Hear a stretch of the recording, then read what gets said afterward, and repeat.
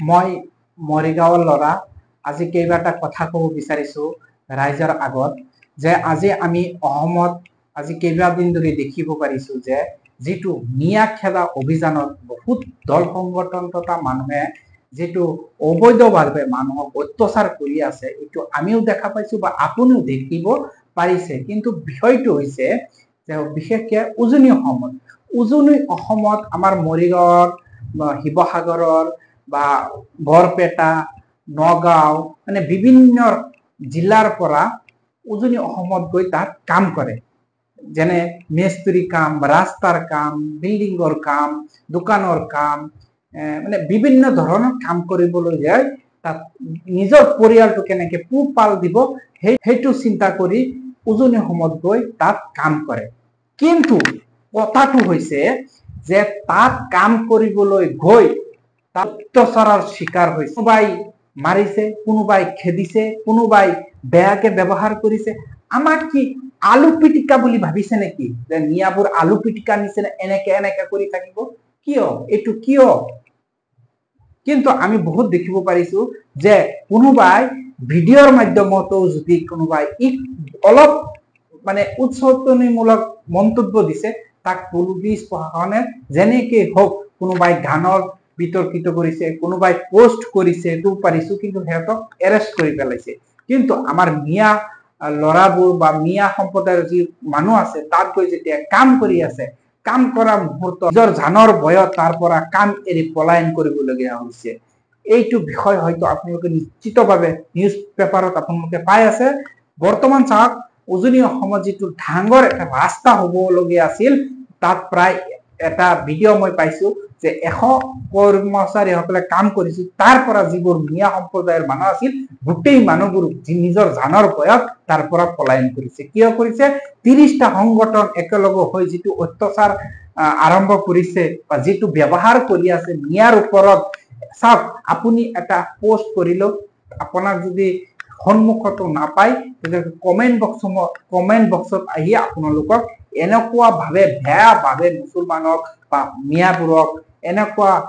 বেয়াকে বা হাত যিবোৰ ৰিপ্লাই দি আছে এইটো কিন্তু একেবাৰে ঠিক নহয় মই মৰিগাঁৱৰ ল'ৰা হিচাপে হয় মই নিৰ্যাতিত হোৱা নাই কিন্তু মোৰ নিচিনা মোৰ সম্প্ৰদায়ৰ মানুহ মিয়া সম্প্ৰদায়ৰ মানুহ বহুত মানুহে নিৰ্যাতিত হৈ আছে কিন্তু চাওক আমি প্ৰশাসনক এটা অনুৰোধ কৰিছো যে প্ৰশাসনক এটা বিনম্ৰভাৱে অনুৰোধ কৰিছো যে সমান চকুৰে চাওক হিন্দু মুছলিমৰ কথা নহয় আমাৰ অসমত আমি সকলোৱে শান্তিপূৰ্ণভাৱে থাকিব বিচাৰিছো শান্তিপূৰ্ণভাৱে জীয়াই থাকিব বিচাৰিছো আমাক জীয়াই থাকিবলৈ দিয়ক এনে অত্যাচাৰ নহয় কি অত্যাচাৰ কৰিব আপোনালোকে আমিতো যে আকাশ ফাটি বা কলগছ ফাটি আমি আহিছো তেনেকুৱা নহয়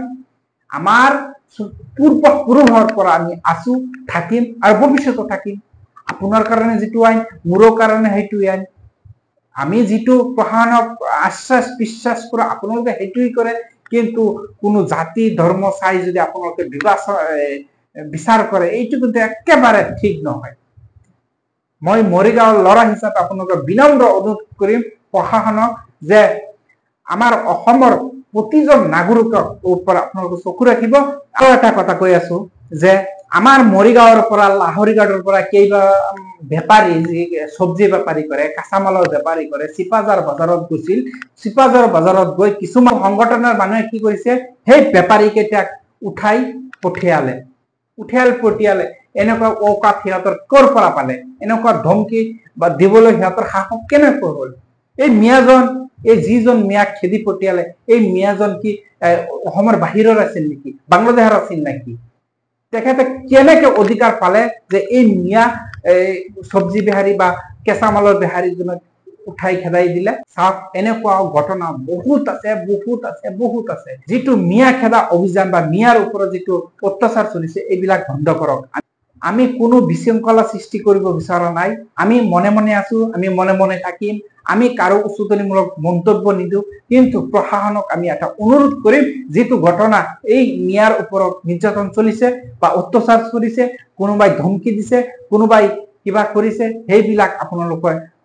এবাৰ চকু দি চাওক সমানেৰে আইন সকলোৰ বাবে সমান হ'ব লাগে সি হিন্দুই হোক মুছলমানেই হোক এটা কথাই কম, অপরাধী অপরাধী হয়, সি হিন্দুই হোক মুসলিমই হোক, অন্যায় করিছে কঠোরতকৈ কঠোর শাস্তি দিয়ক, আমার কোনো আপত্তি নাই। কিন্তু মেয়াদ দিব, অমুকক নিদিব, তমুকক দিব, তমুকক নিদিব, এইবোৰ যাতে নহয়।